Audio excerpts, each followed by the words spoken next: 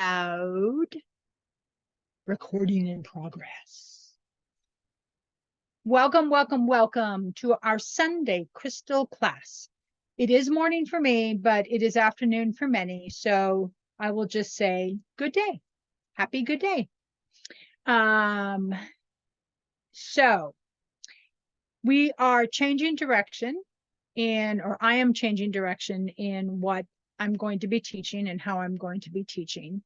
And we are going to go back to a much more basic crystal program so that some people will have been through this with me before, but remember, each time we go over something, you will learn something new because frequencies change and frequencies pick up and the highlights will be different. I will explain what we're going to go into after I do my crystal call down. I forgot one thing, forgot two things, forgot three things. Hang on one second. Okay. I know you guys can hear me. So I am lighting the candle for class today to be bright and warm and educational. I'm lighting incense and getting nice and low. And I wanted to show people something. Where is it? Where is it? Jordy, where's my reading bag of crystals? Oh, there they are. Thank you. I'm like, I don't know. I know where my runes bag is, and it's the exact same one. I know. That's because we're twins from another mother and father. And we really like Ipsy. And fab, fun, fit, funky shit. That's my downfall. Etsy. Subscriptions. That's mine too, Andrea. Oh my God. It's so bad. Yeah, I've got some that I don't do those. I am getting better. Well, I should not say that. It's such a fucking lie. I have found this new place called Whatnot that has it's so hard. I am the only thing I've got going for me is that I have a very quick thumb. But when you're competing against 30 people, sometimes you end up paying $17 for something that you really were just trying to bid on. Thank you. Okay, so this is a beginning crystal class. So as I teach any class that you watch, we'll always start out with these important things about crystals. And the first is choosing crystals. These are sort of like common questions. And in choosing crystals, my number one comment to anyone is to trust yourself. And I believe crystals wink. This is my belief. And they look at you and they go, ooh, ooh, clicky, clicky. Oh, see, there we go. Nice flash. Clicky, clicky, winky, winky. And the next thing you know, you're ending up with a big peach moonstone sphere. So it is a yes. I did not set my beginning boundaries. Thank you so much. I will go just backtrack just a second. Please don't ask questions or make comments during the class after the recording has stopped. We will go, please write them down and then we can go back and go over them. I have to be regimented in my presentation because I get very easily distracted and then I go off on tangents, which can take us off track for what I've been working on and what I want to get across, what I've been connecting to share with people. So any questions, just write them down. I will be asking for some help from somebody who I know to be able to do some slides. So this class will not have slides. Yes, you. This class will not have slides, but the next class I will add the slides for this class, and then I will add new slides. So that's just something to know, but it will, so don't stress out if you don't are not able to take enough notes or enough energy. I will be working very hard to get this information to you in a format that is useful and that you can process and read. I say this a lot, but I'm going to actually work very hard for this. And each class is recorded, so if you miss something, you can always go back. Like I am going to go back later today to watch the runes class so I can take the quiz. Because the first question, I backed out of the quiz that fast. I was like, I don't know how many, I think there's 24, but I'm not sure, maybe it is 26. And so I had to back out and have to watch it again. But that's okay, because that is how you learn like that.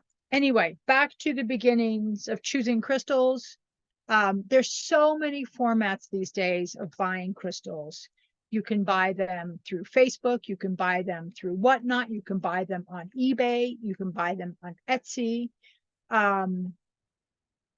You can word of mouth for good sellers. Trusted sellers is really important. You can buy them from Jordy. There are many ways to find, if you're looking for something specific. I realized that I need there's a few stones that I only have one or two of, and I really need some different types of stones. And I will be able to, I have the contacts now, and we will find those as you go along. Anybody in this, certainly myself or Jordy can help if you have any questions and you need anything specific, then we can help you get, we can find somebody. If we don't have it, we know somebody who knows somebody who does, who's trustworthy and as ethical as possible. I say as ethical as possible because sometimes we do our best, but we just don't know. So that said, choosing in a store, go into a store. Remember when you go into a store that you are going to be bombarded by huge amounts of energy. And if you are doing this work and you are trying to become more sensitive, you may find yourself overwhelmed very quickly. So if you think, I need to get a desert rose, then you go in and you might see one or two other stones that catch your eye, get them, get your desert rose and get out, because it can be very draining if you're not. I think it can be draining for the best of us. When I went to the festival, when the stone thing came, the first time I lasted like 3 hours, and the next day I went back and I lasted about 5 hours, but I also had a really strong drink in the middle to keep me going. So it's easy to get overwhelmed by the frequencies, because once you open up your body to them, they start to you start to feel them better, because that's what this work is. It is about becoming more sensitive to the frequencies that crystals have, which is why we will be going over what we're going to be going over. So that's choosing. Cleaning crystals is absolutely vital. As if you've been here before, I don't wash crystals, partly because many crystals have aspects that can be worn down. If you have a tumble that's super sealed, you can rinse it off in water or moon water or whatever, but I don't. This is what I use. I use sound most often. I'm going to this is my crystal reading bag. It has over 120 different crystals in it, some duplicates. And I do crystal reading, as I don't promote it very much, but I do crystal readings. So I pulled a moonstone, which we are working on today. And so, like when I do a reading, I pull the stones, I work with someone in the frequency, and I do charge for my readings. And so when I'm done doing the reading, I put the stone, my reading stones are small, I put them in. This one's pretty clean. Hit it again.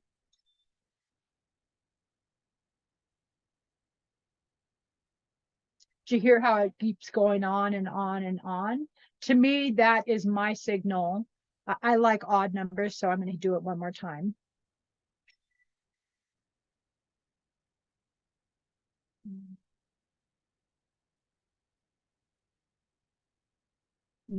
Beautiful.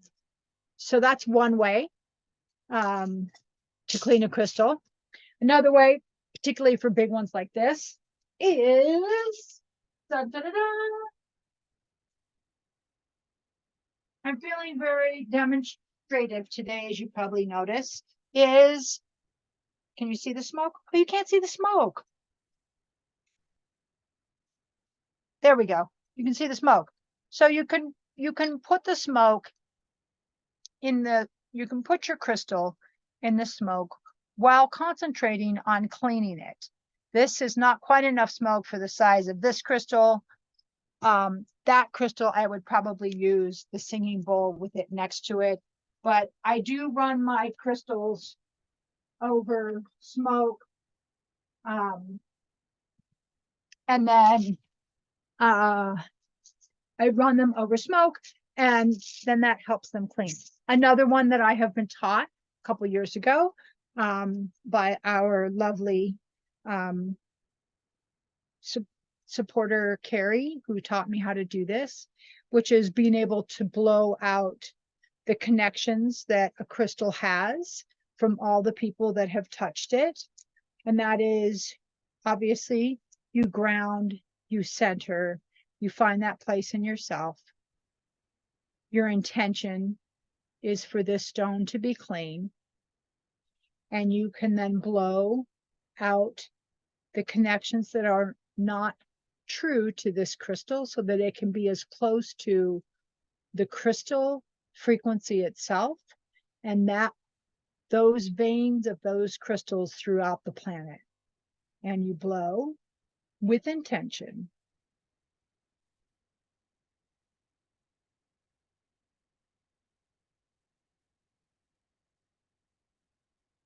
And I didn't pass out, so we're doing better. Actually, I can feel it moving it out, which was very cool, which is not, I don't always feel that. Another thing that I will not do, and I will, because that would make you all suffer, if you have a good singing voice and you're able to hold a note, is another way to clean it, where you could hold something larger and or certain tones, like I said, I don't want to inflict that on you, but you can hold it, and that voice is a combination of sound and breath that will help clean that crystal. So that's another really great way of cleaning crystals. I want to do a little mark about, you all know that I wear wrist crystals every single day, bracelets. I choose crystals for that day. I chose crystals today in light of this class, for the most part, and then a couple that I needed. And I do not wear them at night when I am home and I'm safe. I take them out and I put them in. This is what I do. I have a lot of selenite, and I take this little stick and I put my bracelets off and I put it on it with the intention for them to be cleansed. And then the next day, I may or may not wear the same ones. It just depends. I also have my crystals sorted. My color in each of the bags has a selenite stick in it. So selenite. We'll be talking a little bit about the family, the gypsum family today. Okay, so that's cleansing. Earth is another one that you can put. You can put it in the sun and the moon. Both can help cleanse if that is your intention. Both the sun and the moon can be used for charging your crystals, getting their power back into that stone, bringing it back to connection to all the other moonstones that are on this planet. Sorry, there's a gunshot. What time is it? 11:32. If I hear a couple more, then I may have to pause. So this is why I can't get interrupted, because I can't remember where I was. So you can, this is in charging and program. So charging, you want the energy to fill up that stone so it's back to its power, as powerful as it is. Size matters in many things in life, but size does not matter in crystals. I have a thing about size, so I like big crystals. I cannot deny. LL Cool J, call out to you, dude. Shows my age. But it carries the frequency. It doesn't matter if this is black moonstone. It doesn't matter if it's this big or this big. It is connected to the same vein. And so, not exactly the same vein, but the same frequency, that same electrical frequency that those stones are. And so charging them, sun, short term, moon, overnight. Obviously, probably more useful heading towards the full moon and into the full moon. If you're if you're cleaning it and you're using the moon to clean it, probably past the full moon and then towards the dark moon would be my recommendations. And then intention. So, or programming is the other word that a lot of crystal practitioners use. And so programming, again, you open up your electrical center in your hand so that your hands are sensitive. We've been working on this for a while, so I'm pretty sure that most people are able to get their hands fizzy and action. You can rub your hands, you can do things like this they need help bring your attention to your hands. You can do different finger exercises to bring your attention to your hands to where it opens up that spot. If that is something that we need to go into at a different time, please let me know and we'll do some sensitivity work at a separate time. So those are the basics for beginner crystals. And so today we will talk about the different direction that we're going at this time. I was working with language and crystals, and it was not turning out quite how I was hoping it would. And I think some of that was the work that I was putting into it was not explanatory enough. I'm not putting myself down. I'm just saying that it's not what's needed at this time. What's needed is a bit more of a basic kind of crystal class. And when I very first started teaching, I first started teaching with the Latticework, which is the chemical and atom structure of the crystals. I was very new at teaching, and so I didn't give it justice. The next go around on teaching, I started with color, and that's a very easy way, but I really feel that sometimes going from the internal structure moving out can be a really useful way. So this is not something that you have to completely grasp and understand. I will be working this week to put together some slides for this sort of lattice work program so that you guys can see it. I got a box to help. Let me hide the address. Because it's, you know, it's a crystal distributor that anyway, so I have a box, and then next class we'll be doing something different, and the box will look like that, but this way it's going to look like this. So we are going to look at monoclinic crystal lattice to start. I will type that in the chat so that clinic crystal, God, crystal lattice. Okay, so lattice work speaks of how we are zooming in to where the atoms touch together to make the formations under a microscope, how they fit together. And what that does is how they fit together is part of how and the energy flows into those crystals that fit in that structure.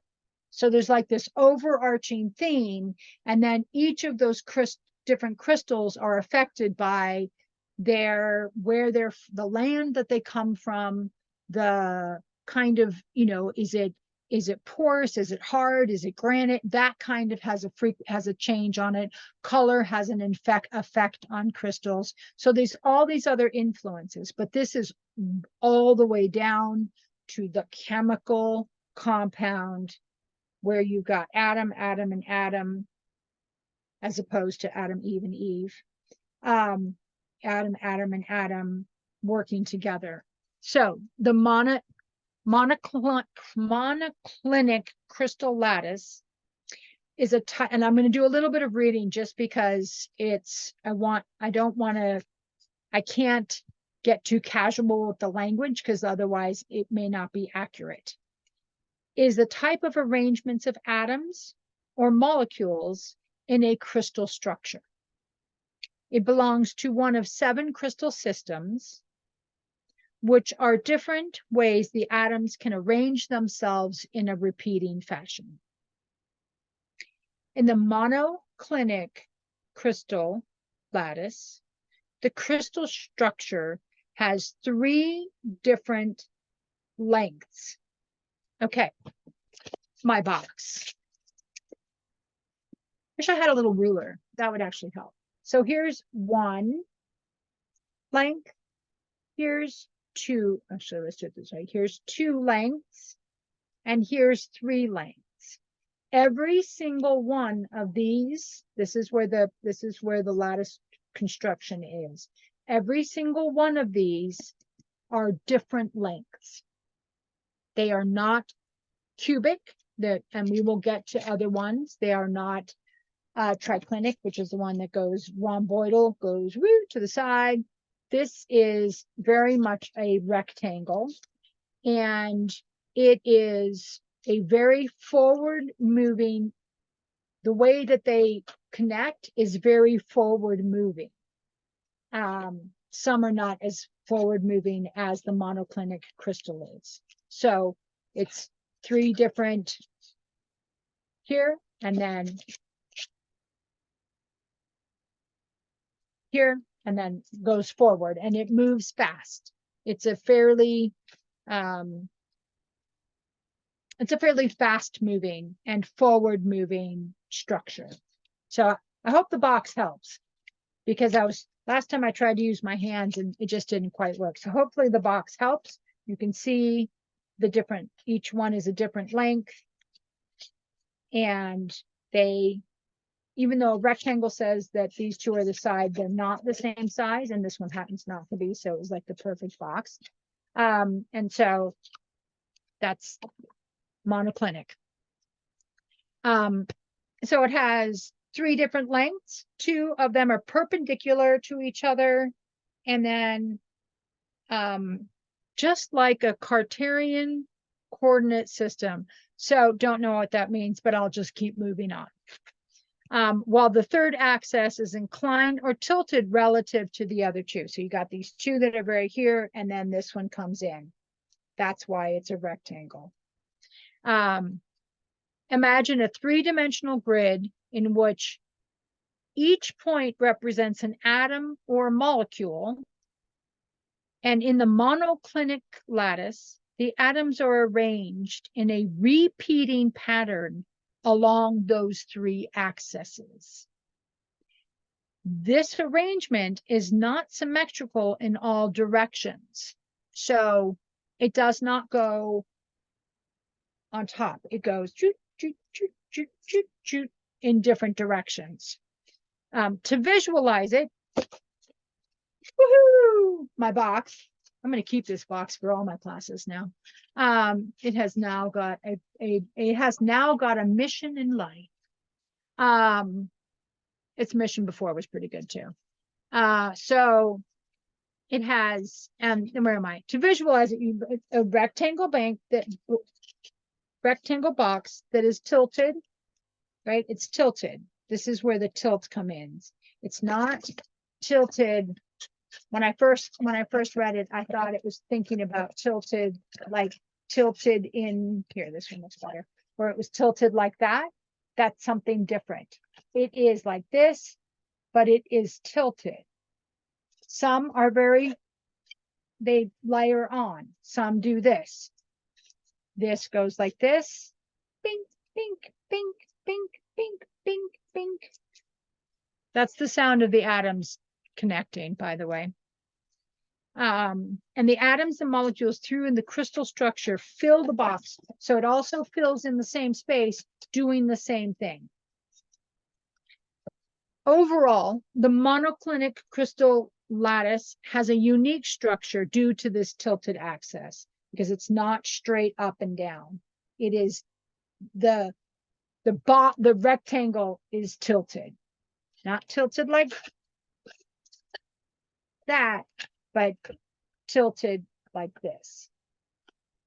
And this makes it unique. This is one of the things that makes it unique from other crystal systems. This arrangement monoclinic gives distinct properties and behavior when interacting with light, which I'm going to show you a number of crystals and how that works, heat, and then other physical factors such as color, shape, structure. Is it wild or is it tamed? Meaning tumbled or shaped. Now, so that's the physical part of this. The electrical part, what makes this frequency different than another lattice work? So the main objective, the main frequency that comes through is growth in any area of life. It has, because of its directional pattern, it always is moving forward. So the crystals that we'll be talking about, we'll talk about moving, not like being present, but growing, so some of the crystals that go with it are very good for anxiety, and so anxiety is when all of your energy is pushed ahead, when you're worried about something that may or could happen. But this doesn't. This grounds you so that then you are free to move ahead into a space that has been cleared. You are not anxiety. Knock it off. And so because of its directional, because it has this off thing that then other things grow on, that's part of how it provides movement for the energy that's coming in at this microscopic level. I would pay, you know what?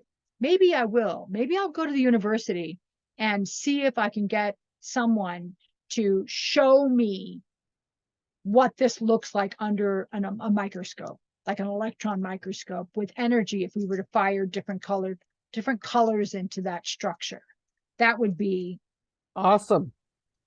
yeah, that would be freaking cool. I'll bring you all along and we'll FaceTime it. We'll all watch it together. I'll be like, hi, I'm on behalf of a very large class, 67 of us, maybe.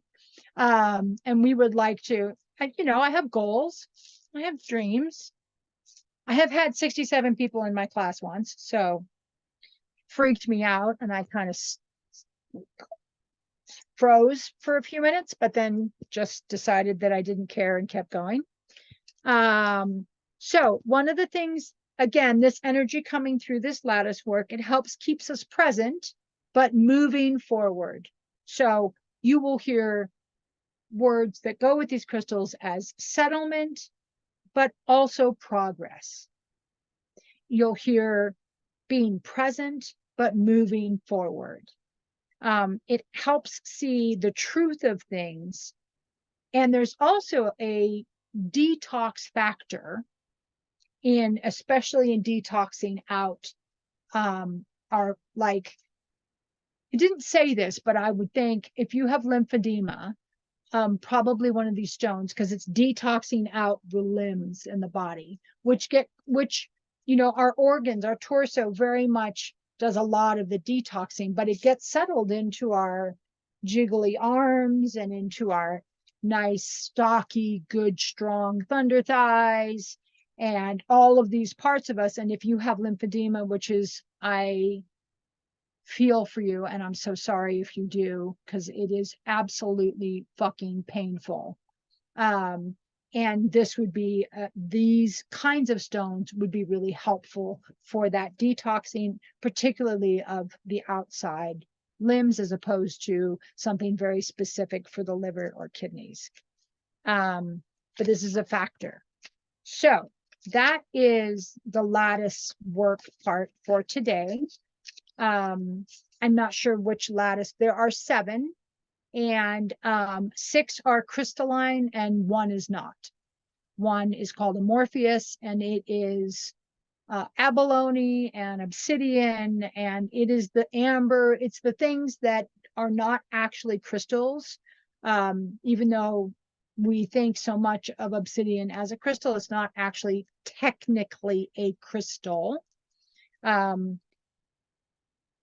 But we consider it a crystal, and it has healing properties the same as other crystals. So we will talk about that at the end as the last one.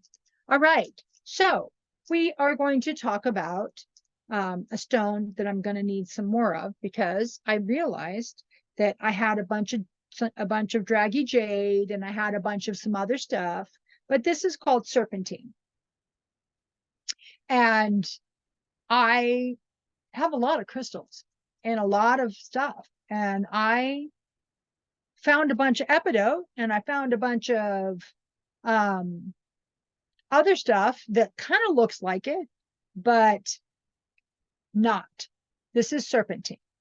Serpentine's element is earth, and I will start adding in different elements and different types of factors that go with it. Obviously, it's green and dark green, not black. I don't see any black. Yeah, even that little spot kind of looks like a really dark brown. There's some pyrite. They must have some pyrite mixed in this one, because you can see just a little bit of a pyrite flash right there. Anyway, it looks like it, but pyrite's in everything, so I'm not even going to worry about it. So here is a rundown on 5 different aspects. I'm working into a sort of 5 structure: physical, emotional, mental, spiritual, and esoteric. So we will be all of the ones. That's how the format will be going forward, that there'll be 5 departments that we'll be talking about for each crystal. Now, we talked about how it has the monoclinic, of course I moved that piece of paper. We talked about how the monoclinic has a certain frequency. So this will have some of those frequencies in it, but it also has density, it has texture, it has color. And so those add into those frequencies that we talked about in the monoclinic. The monoclinic, when I give that sort of, this is a definition of monoclinic crystals, that's really pure. That would be if you just had, there are no crystals that are just monoclinic with nothing else. It's not, that's not how Earth works. It's just like not how we work. We're not one thing. We are a grab bag of mystery box of all kinds of stuff. So at a physical level, serpentine is believed to have a number of different, it is good for healing the body and is thought to, and this is separate research, separate sources, it is thought to support the detoxification process of the body. It will help release toxin and promote overall well-being. Again, physical level, not emotional, not mental, not spiritual, but a physical level. And it is good in releasing toxins and promoting overall well-being. Serpentine is also said to have a positive influence on the digestive system, aiding in digestive and alleviating digestive discomfort. I noticed that another one of my stones that I'm looking at today also does a bit of the same thing. So I thought that was very interesting. But there's a detoxification vein in these stones, so that makes sense. So that's the physical part of serpentine. I'm going to ask a question. Am I going too fast? No. Okay. I will continue going. Emotional level. This is again our emotions, and our emotions are not stuck strictly in our heart. They are, emotions go through all of the centers that we have. There are emotions that are root emotions. There are emotions that are sacral. There are emotions that are solar plexus and our heart and our higher heart and our throat. Those all, there are feelings that come with all of those. We do seem to have the emotion. If you were to say, is there an emotional center? It probably would be the heart, but we have emotions that come from all of them.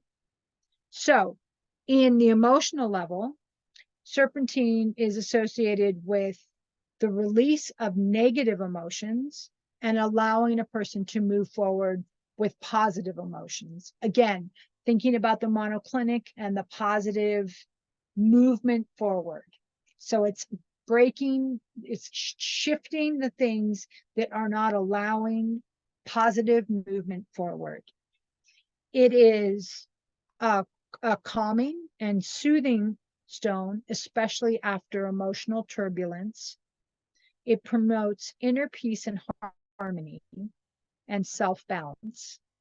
And serpentine can help let go of past emotional wounds, promoting self-forgiveness and nurturing one's self-love and self-compassion. So it helps moving us past some of those things that sometimes we hold on to. One of the things that goes with this is a bit, it comes down, it's down a little bit, but insight. And when insight is a part of a stone, that is when we start to see the things that we need to let go of. This is a great stone because it can help you move forward through what you may have seen as something holding you back. It is, yeah, so it's very much about letting go of the past, emotional wounds, and it's not about looking for settlement from the outside. It's very much about settlement from the inside. So I'm going to take a sip of my big cup.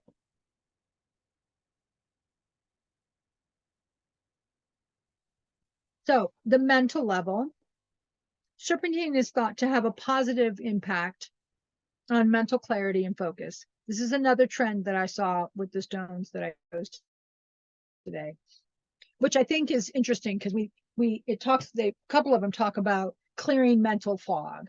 Again, that's being able to move forward and not, I'm sorry, Jody, you came in late. I'm not answering any questions until the end. If you can just write it down, and then because I can't, I get squirreled into another, it's hard. I can't do it. So just write it down and we'll get to it after the recording.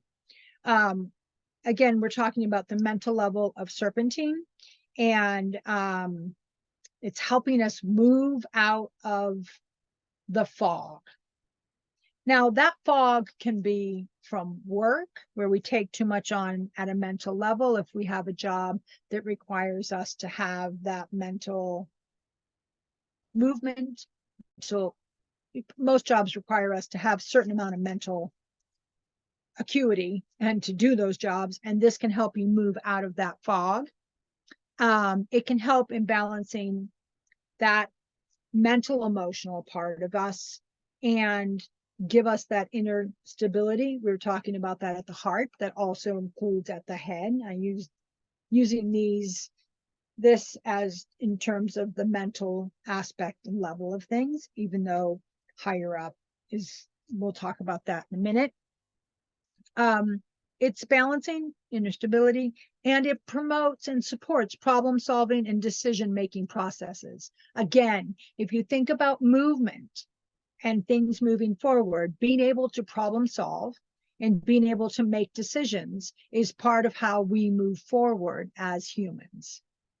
And so when we get stalled and we sit on the fence, then things get mentally foggy because we don't know what the fuck to do.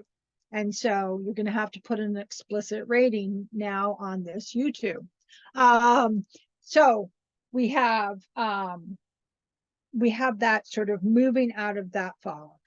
Now, spiritually, at a spiritual level, serpentine is a crystal that promotes spiritual transformation and awakening. So if you are starting to really feel that your intuition and that your clairs are starting to kick in, this is a great stone to then help provide support through that and into that and promote that. It is it can help access higher states, so then you are able to feel what's coming in and expand one's spiritual awakenings. Again, to me, that is a movement, a process of movement. It's a process of moving forward, because that's what spiritual awakening is about, is not being stagnant. You have to move forward. That is part of growth. Not saying that we don't have times when we settle down, but the whole spiritual growth, I think I posted something, is not comfortable, and that is part of it. And so this allows for some settlement in those changes that will occur as you grow spiritually. Now, at an esoteric level, as opposed to spiritual, because spiritual, I'm talking about that very personal relationship that you have with your guides, God, goddesses, energy, whatever it is for you. That spiritual thing is between you and that. Esoterically, we're talking about in a bigger picture, serpentine is associated with Kundalini energy. Now, Kundalini energy is interesting, this is a serpentine, just thought that was interesting, is considered to be a serpent that as you grow spiritually and as you get your centers, your chakras, your energy centers lined up, then it is able to arise and give to a point where you have enlightenment. I believe the work of life is to try and get that to that point. I'm not sure. There's no gauging on that. I have yet to meet someone who told me that their spirit, that their kundalini has fired and is completely in balance with them. I haven't met anyone there yet. Well, actually, that's not true. I have, but I didn't believe him. So one person didn't believe them. But it will help you. This will help you to grow and activate and begin to balance the kundalini energy. And it also provides, it facilitates spiritual growth, which we said, in transformation. And there's also an aspect of it that is connecting to spiritual, historical information. I believe that in the human aura, we have a shield, the humic sheath, the auric sheath that holds history. And then the planet has the Akashic records. So this would be being able to help connect to the history or other spiritual lessons that might be appropriate for you in your current place and in your current growth. And it also, two places said this, which I thought was interesting, is that it helps and balances from past lives. So if you are carrying work from a past life that has nothing to do with your life, then this is a stone where you can work to heal that past life wound, forgive whatever needs forgiveness, oneself from the past, and allow you to move forward. So that is serpentine. I will spell it because that's the question that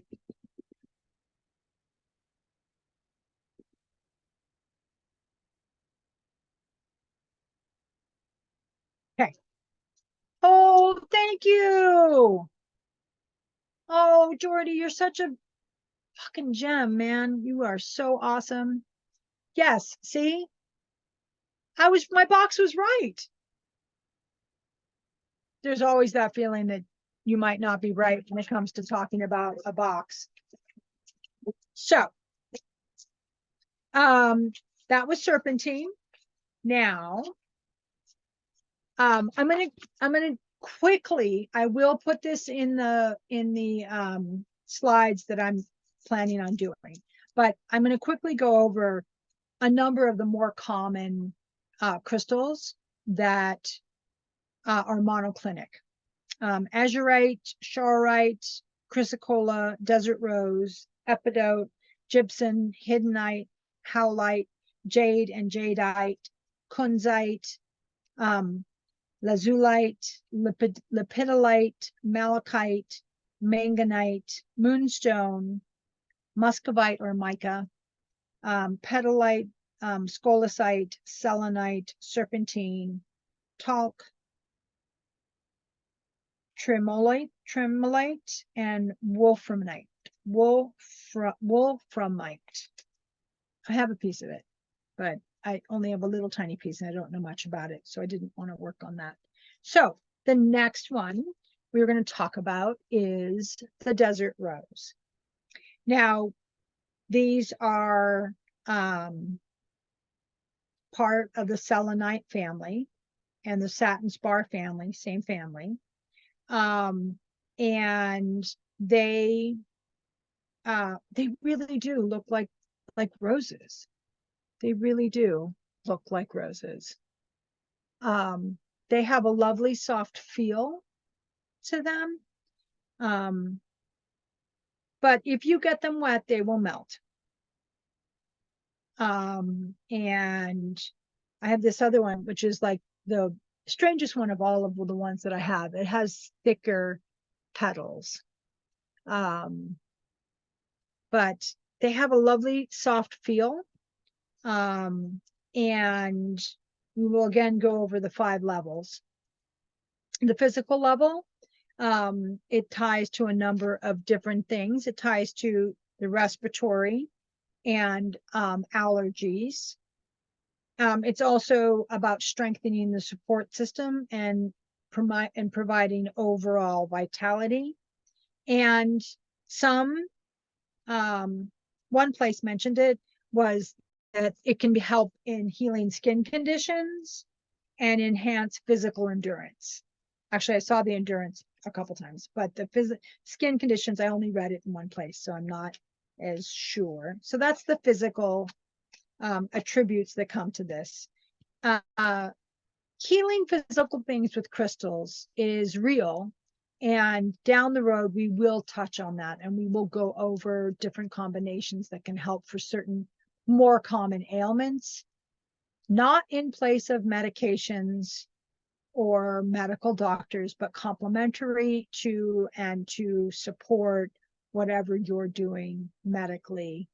And if you're healthy and not doing anything and you just need a little bit of support in an area, then crystals are great.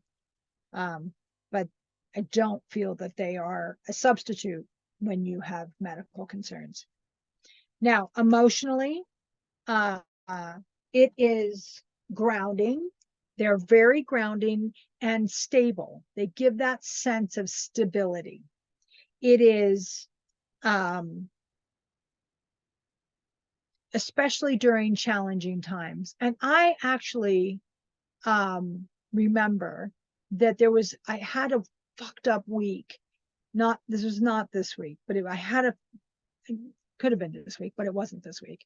And I remember grabbing it. I don't know why, just instinctually I grabbed it, and it just dropped my stress levels down. We will not be going over lepidolite, but lepidolite is another one of these stones that's really known to help with stress. I have some here just to show, but this has an amazing, just not so much in the heart, but just to settle oneself into one's core and the whole balance within. It can assist in releasing fears and promote self-confidence and fostering a sense of inner strength. It can really help with overcoming and moving past emotional blocks and promote emotional healing. And these can be healing at this is not specific to a specific center. It can be a healing, say you have emotional blockages to do with self-confidence and self-belief. This is not to do with the heart. That is to do with your solar plexus. And so this can be very settling for those emotions in that place. If you are finding that some of what you're facing might have come from your childhood and the framework of which you've been built upon, this would be the kind of stone that would work, because those are your your root and your sacral energy centers up into your solar plexus. This would be one of those things that can help you move through those emotional blocks and promote the healing that you need to move forward. That's at the emotional level. Mentally, it is about mental clarity and focus, like our previous stone, serpentine. And it helps with organizing thoughts, improving concentration, and enhancing problem-solving abilities, which very much goes with the frequency of the monoclinic, because that's that whole moving forward that allows one to move forward. If we are mentally foggy, it's going to be much harder to move forward. And it is also very much about releasing mental limitations. Again, we talked about releasing emotional blockages, particularly in some of our foundational energy centers. This is also really good at moving and getting rid of mental blockages or self-programming. We talked about language a few weeks ago. I can't do it. This is a good stone to be able to say, okay, I can do it. And it'll help you figure out mentally, clarity, problem solving. It'll help you figure out how to move forward in that. It will, yeah, really, that's those mental limitations that we have been put upon us educationally, parental, self. This helps break those down so we can move forward. It is a good stone for meditation to help you center and calm and be in support of your mind and what you need mentally. Spiritually, moving on, spiritually, it is connects with the earth. It is a earth stone. They're all from the earth, but this is one that when it talks about grounding, it's very much grounding you to the earth. If you can't do a grounding walk, which is when you walk barefoot on the ground, this isn't a stone that you could use. One you could use two, one in each hand. You could sit, take 5 minutes, some deep breaths, allow yourself to settle into yourself, and it will help. It helps enhance spiritual growth and intuition and psychic abilities. So it has that higher aspect and that very much connected to the planet aspect. So it has that full range. And it's also good for opening up if you need spiritual guidance. And this is the kind of guidance that you need to hear in yourself, for yourself, by yourself. This is not necessarily someone telling you. This is for you to be able to hear what messages are being promoted forward and are being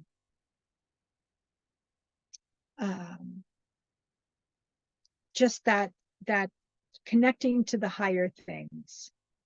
So at an esoteric level, desert rose is very good for protection and purification. Now, because it's in the selenite and satin spar family, we know that those are like a stone that will clean crystals, that will clean our aura. We can take our little piece of satin spar, and if you've had a really crappy day, or if you have a barnacle or a wound on your aura that you know about, a hot spot that keeps coming back, this is a great stone to be able to heal that.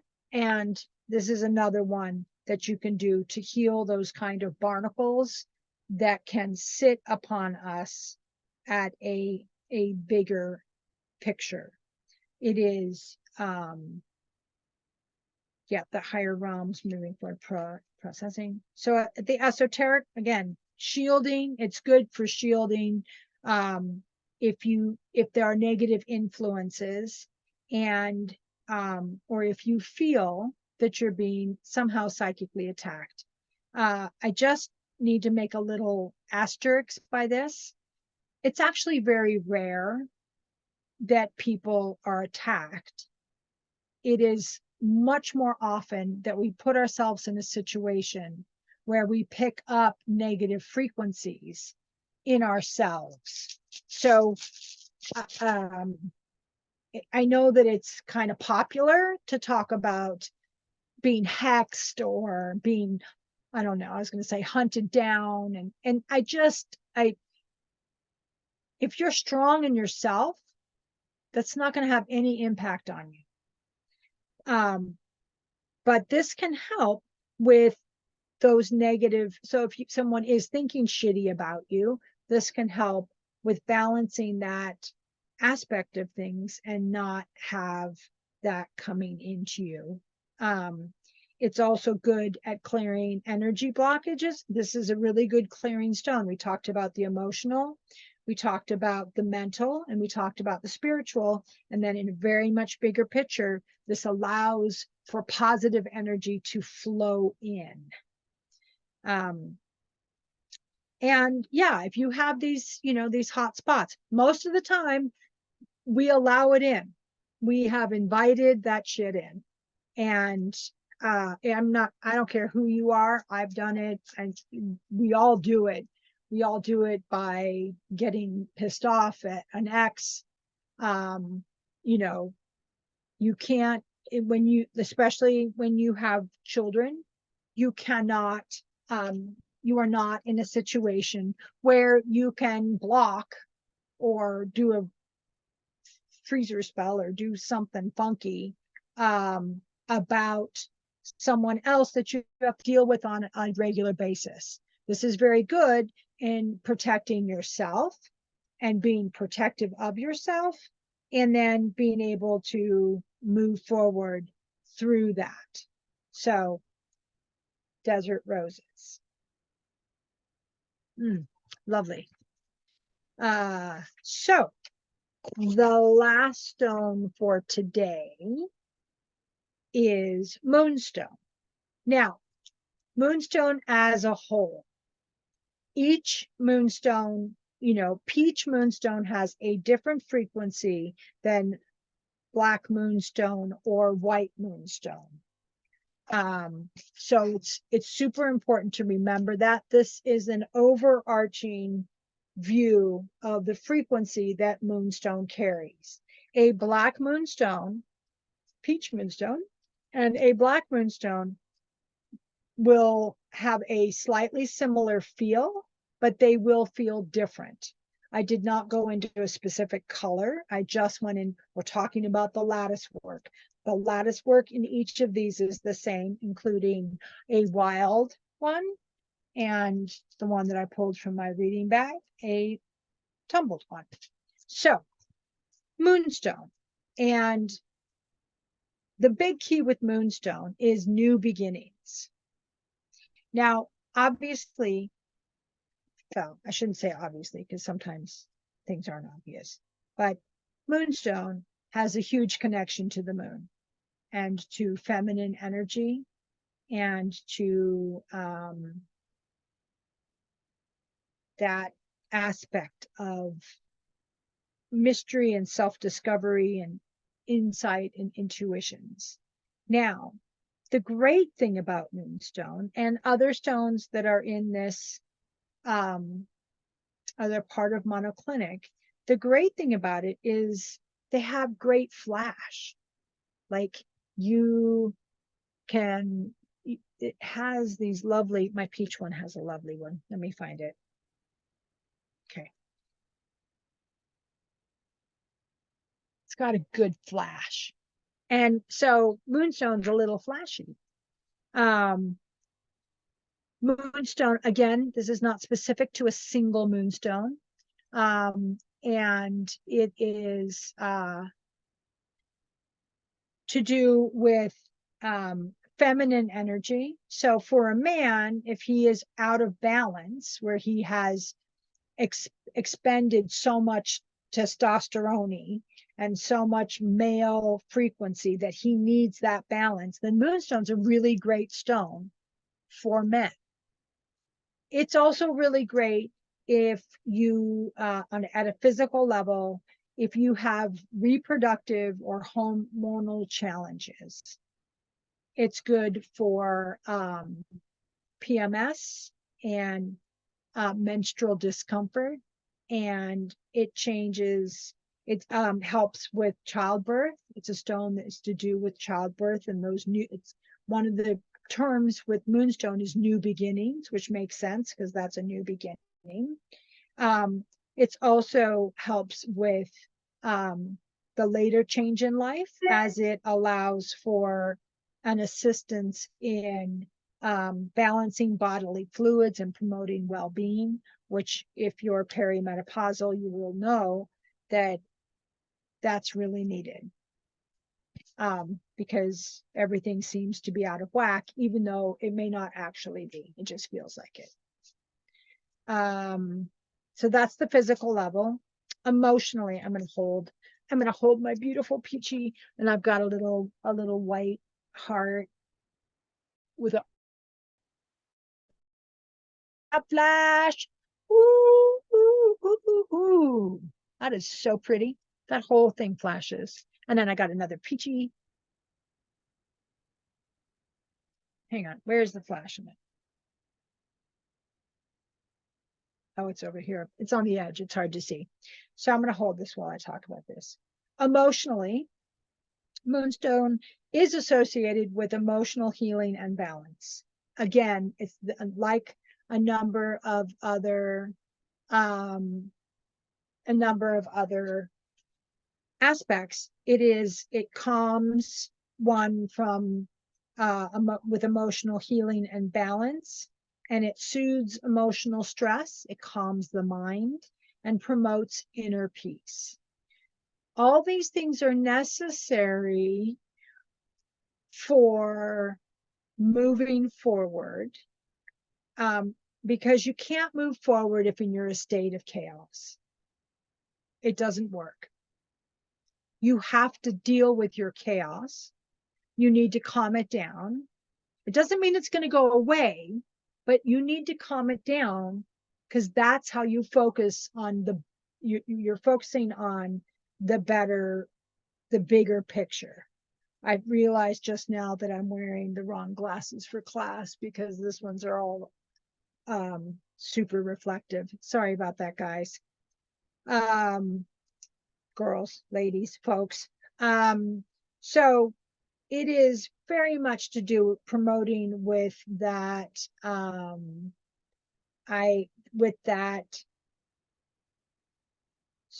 finding the balance. I can feel myself slowing down as I'm holding it. It's pretty cool. Moonstone can also help in releasing emotional tension, reducing anxiety, and enhancing emotional stability. All three of the stones that we looked at talked about emotional stability. I think this is very much so that if you're emotionally stable, then you are able to move forward and go on to those next steps, go on to that next growth stage that you're in. Changing octaves. Changing octaves is when you have filled up your space that you're in and you start pressing against the next stage, and you pop into the next stage, and all of a sudden it feels like there's too much space. It's uncomfortable. You feel scared because there's all this room for you to grow in, but it has that unsettled feeling. And Moonstone is a great stone to help you if you're feeling that I have grown and now I need some stability and some support so I can continue to grow. It releases tension, reduces anxiety. And again, it's very much it's a female energy. So intuition and compassion and empathy are part of what the frequency that goes with moonstones. You may find yourself giving too much at an empathetic level. And I would bet if you had moonstone, it would help you set boundaries, even though that's not what its first purpose is. But if you had a little heart and you just stuck it in your pocket, that you would stay more in balance emotionally.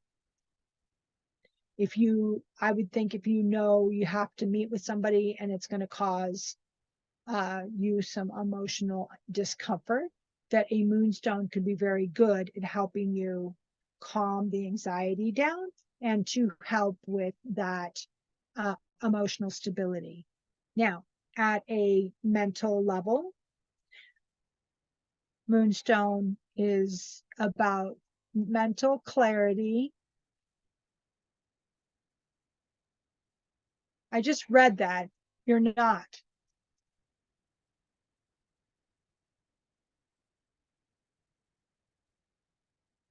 See, I can't, if I see it and I read, Sorry, I'm just kidding, but really though, you're like, it'll help with boundaries, and I'm like, why did I just sell all of my moonstone? What is wrong with me? Boundaries, weird. Carry on. Sorry. okay, that's okay. Mental, again, it's going to help you set boundaries mentally. We tend to, if you are a compassionate, empathetic, and intuitive person, the place where you need, besides keeping your emotions intact and managed, you really need to set mental boundaries. Now, boundaries. So I have an ex, and I have learned over time that I would set boundaries. I'm going to hold to this. And it doesn't work because that's not how we work. So I've had to find the boundaries that keep me intact while dealing with someone that I have to deal with on a weekly basis. So I think that it's important, like when we setting boundaries, that you set realistic boundaries that you can then uphold, because your body, those programming, remember earlier I was talking about, it helps get rid of the mental programming of things that we've done. This is the other side of it, where this will help you stay clear and focused and in your mind. It'll enhance your psychic abilities, and it will promote a deeper understanding of yourself and of others. Many times, the people that we conflict with the most is because we haven't taken the time to try and understand where they're coming from. And while we may not agree with them, we need to try and understand where they're coming from. Moonstone can enhance with, is also good for creativity, especially peach. Peach is super good for creativity. And inspiration and intuitions. And it also has this going from a subconscious to the conscious, from the unconscious to the conscious. It will bring out those things that are necessary, that we need to hear from ourselves, that'll come up. At a spiritual level, moonstone is regarded as the crystal, again, that connects with the moon and female energy, feminine energy. It is really about spiritual growth and psychic development, the ability to connect to higher realms, aligning oneself to the cosmos. The moon is part of how it all flows and how it all moves in this amazing coordinated dance that the stars are, of which the moon is part. And this is a very huge connection straight to the moon, to then be able to be in a bigger picture spiritually. At an esoteric level, moonstone has been used for a lot of moon magic, rituals, and then it's also very connected to divination. And whether it's tarot cards, runes, pendulum, pennies, dice, whatever your divination of choice, it is really helpful in being clear with those that divination format, or that divination connection, because it opens you up to the psychic. It opens you up to a spiritual level. Everybody say hi to Athena, who doesn't usually come on the show. And of course, she's laying on my paper that I'm reading. She's trying to. Nope, she's going to go for serpentine paper. Okay, cool. It's also good for dream work. Moonstone can help you if you want to remember dreams, if you want to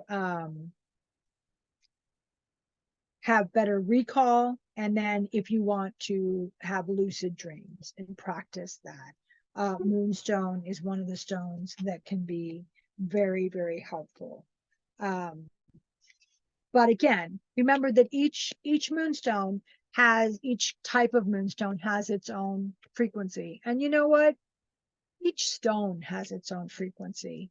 It may have some main frequencies. This is talking about the chemical structure and how it flows into these stones, but each stone has its own frequency.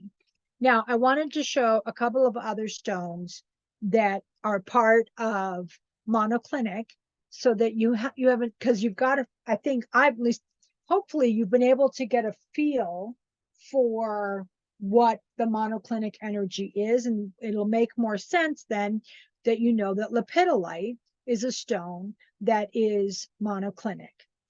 And what I think is so interesting about lepidolite is this is what it looks like wild.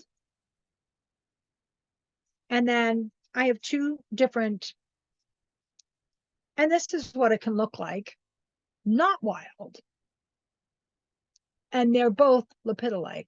So you can get a bracelet. If you get a lepidolite bracelet, sometimes it's this color and sometimes it's super dark. Don't get freaked out. It just depends on where it was mined. And it has that same anti-stress, anti-anxiety, grounding so that you can move forward. Again, totally about the monoclinic frequency. Rhodonite, it's another one. Here's a little super gemmy one that I've got. I love rhodonite. Rhodonite can also be straight pink. So if you ever get a bracelet and they say it's rhodonite and it's all pink with no little pork slab things in it, it is rhodonite and not rhodochrosite. They do have a similar, there you go, exactly. Rhodochrosite and rhodonite do have some frequency similarities, but they are quite distinct at the same time. And selenite, satin spar is also part of them. But that is the stones for today and the start of our starting at the chemical level, and then we will move on from there. Next week will be another one of the Latticework structures. I will be getting some help doing some slides that will help everybody so that you have a better idea of what I'm talking about, because the Latticework is a little bit intimidating, but I think hopefully I made it so that you feel more comfortable when someone says, oh, it's monoclinic. You can go, oh yes, very good. That's the one that provides directional energy for me to move forward while being settled and calm in myself. And, oh, here's a number of stones that are monoclinic. So that is today. I'm going to, oh my God, I did. Oh my God, I had this moment that I had not done the recording. And I was like, oh, this is the awesome class. And I didn't do the recording. I did do the recording. So I'm going to stop the recording now. And then then we can chat. Stop recording. Cloud, stop.